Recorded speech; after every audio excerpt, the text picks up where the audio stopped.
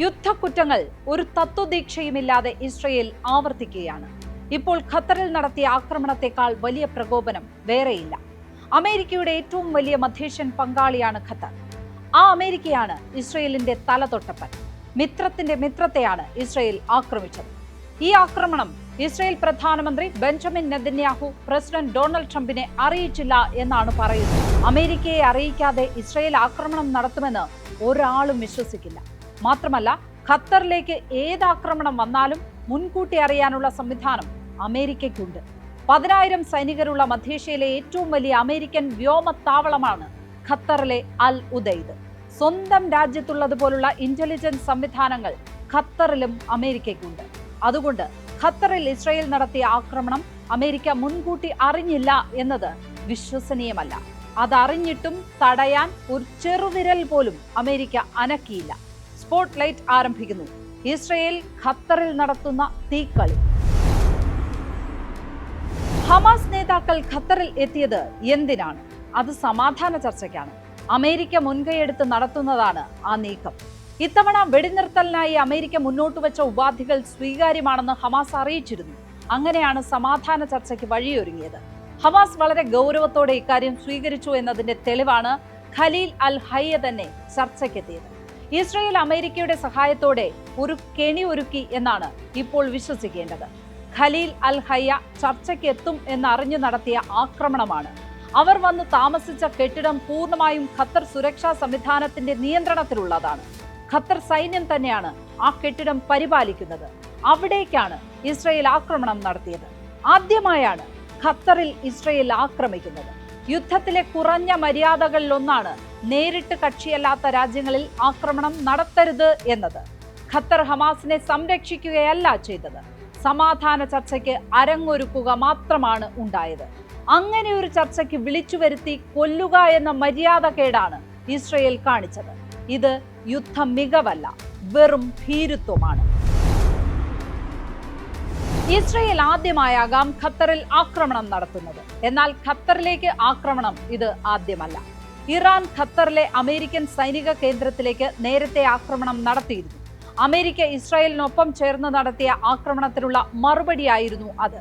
അതായത് ഖത്തറിലേക്ക് ഇസ്രായേൽ പക്ഷത്തു നിന്നും ഇസ്രായേലിന്റെ ശത്രുപക്ഷത്തു നിന്നും ഒരുപോലെ ആക്രമണം ഉണ്ടായി. ഇപ്പോൾ തന്നെ ഹമാസ് നേതൃത്വത്തിനെതിരെ നടത്തിയ ആക്രമണം എടുക്കുക. അവിടെ ഖത്തറിന്റെ ഉന്നത സൈനിക ഉദ്യോഗസ്ഥനും കൊല്ലപ്പെട്ടിട്ടുണ്ട്. ഖത്തർ തന്നെ സുരക്ഷയൊരുക്കി കൊണ്ടുവന്നതാണ് ഹമാസിനെ എന്നതിന് ഇതിനപ്പുറം തെളിവ് ആവശ്യമില്ല. അതുകൊണ്ട് തന്നെ ഹമാസിനെ മാത്രം ലക്ഷ്യമിട്ട് നടത്തിയ ആക്രമണമാണെന്ന് ഇസ്രയേലിന് ന്യായീകരിക്കാൻ കഴിയില്ല. ഖത്തറിൽ ഹമാസ് നേതൃത്വം എത്തിയിട്ടുണ്ടെങ്കിൽ അത് ഖത്തർ ഒരുക്കിയ സുരക്ഷയിലായിരിക്കുമെന്ന് എല്ലാവർക്കും അറിയാം. അങ്ങനെയുള്ള സാഹചര്യത്തിൽ നടത്തുന്ന ആക്രമണം ഖത്തറിനെതിരായ യുദ്ധപ്രഖ്യാപനം കൂടിയാണ്. ഈ യുദ്ധത്തിൽ നേരിട്ട് കക്ഷിയല്ലാത്ത ഒരു രാജ്യത്തിന്റെ ആത്മാഭിമാനത്തിനുമേൽ നടത്തുന്ന കടന്നാക്രമണമാണിത്. ഈ ആക്രമണത്തെക്കുറിച്ച് എന്താണ് ഡൊണാൾഡ് ട്രംപ് പറഞ്ഞത്? ബെഞ്ചമിൻ നെതന്യാഹു അറിയിച്ചില്ല എന്നാണ്. എന്നു കരുതി മുൻകൂട്ടി അറിഞ്ഞില്ല എന്ന് ട്രംപ് പറയുന്നതുമില്ല. സ്വന്തം സൈനിക സംവിധാനം വഴി അത് അറിഞ്ഞു.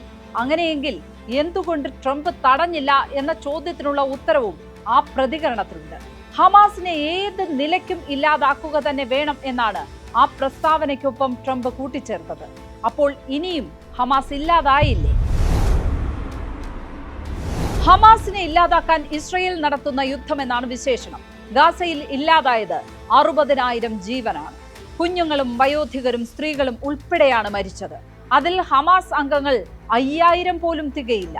ഹമാസ് ഇസ്രയേലിലേക്ക് 2023 ഒക്ടോബർ 7 നടത്തിയ ആക്രമണത്തിൽ കൊല്ലപ്പെട്ടത് 1200 പേരാണ്. അതിനുള്ള തിരിച്ചടി 60,000 ജീവനുകൾ എടുത്തിട്ടും കഴിയുന്നില്ല. എന്തിനാണ് ഈ യുദ്ധം തുടരുന്നത്? അത് ബന്ദികളെ വിട്ടുകിട്ടാനാണ്. 22 ഇസ്രായേലികളും ഒരു നേപ്പാളിയും ഒരു തായ് പൗരനും ഉൾപ്പെടെ 24 പേരാണ് ബന്ദികൾ. ഈ 24 പേരെ വിട്ടുകിട്ടാൻ തുടരുന്ന യുദ്ധമാണ് 60,000 പേരെ കൊന്നൊടുക്കിയിട്ടും അവസാനിക്കാത്തത്. ആകെ 251 പേരെയാണ് ഹമാസ് ബന്ദികളാക്കിയത്. അതിൽ കൊല്ലപ്പെട്ടവരും മോചിപ്പിച്ചവരും കഴിഞ്ഞാൽ ശേഷിക്കുന്നവരാണ് 24 പേർ.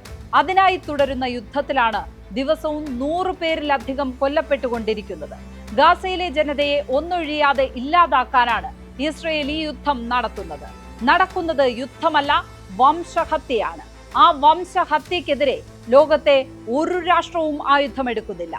എന്തുകൊണ്ടെന്നാൽ മറുവശത്ത് ഇസ്രയേലാണ്.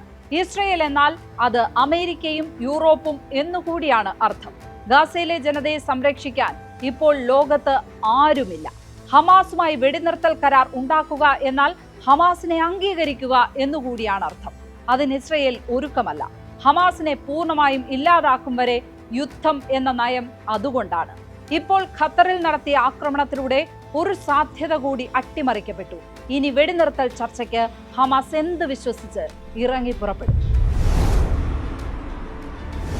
ഇസ്രയേൽ യുദ്ധം ചെയ്യുന്നത് ഹമാസിനെതിരെയാണെന്ന് സമ്മതിക്കാം. പക്ഷേ ഗാസയിലെ 10,000-കണക്കിന് സാധാരണക്കാർ എന്തു പിഴച്ചു? അന്തസ്സോടെ ജീവിച്ചുകൊണ്ടിരുന്നവരുടെ വാസസ്ഥലങ്ങളിലാണ് ദിവസവും സ്ഫോടനം നടത്തി നശിപ്പിച്ചുകൊണ്ടിരിക്കുന്നത്. ഭക്ഷണം കിട്ടാതെ എത്ര ആയിരങ്ങളാണ് നരകിക്കുന്നത്. ചികിത്സ കിട്ടാതെ ഡോക്ടർമാർ പോലും മരിക്കുകയാണ് ഗാസയിൽ. ആരോഗ്യ പരിചരണ രംഗത്ത് ലോകത്തെ മുന്തിയ സൗകര്യങ്ങൾ ഉണ്ടായിരുന്ന പ്രദേശമായിരുന്നു ഗാസ. ആശുപത്രികളും ഭക്ഷ്യ സംരക്ഷണ കേന്ദ്രങ്ങളുമാണ് ഇസ്രയേൽ ആദ്യം ബോംബിട്ട് തകർത്തത്. ഡോക്ടർമാരെയും ആരോഗ്യ പ്രവർത്തകരെയും പോയിന്റ് ബ്ലാങ്കിലാണ് വെടിവെച്ചു കൊന്നത്. ഒരു പലസ്തീൻകാരന് പോലും ജീവൻ തിരിച്ചു കിട്ടരുത് എന്ന ലക്ഷ്യത്തിൽ ചെയ്തതാണത്. ഇതെല്ലാം കഴിഞ്ഞ് ഇപ്പോൾ ആക്രമണം ഖത്തറിലേക്ക് തിരിച്ചിരിക്കുന്നു. അവിടെ ചർച്ചയ്ക്ക് പോയ ഹമാസ് നേതാക്കളെ ലക്ഷ്യമിട്ട് ആക്രമണം നടത്തുന്നു. എന്തിനാണ് ഇങ്ങനെ ഒരു ചർച്ചാ പ്രഹസനം?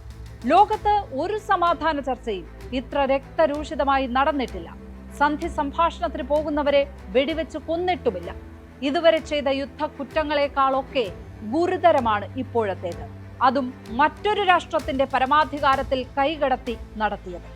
സ്പോട്ട്ലൈറ്റ് ഇനി നാളെ മറ്റൊരു വിഷയവുമായി ഇതേ സമയം. നമസ്കാരം.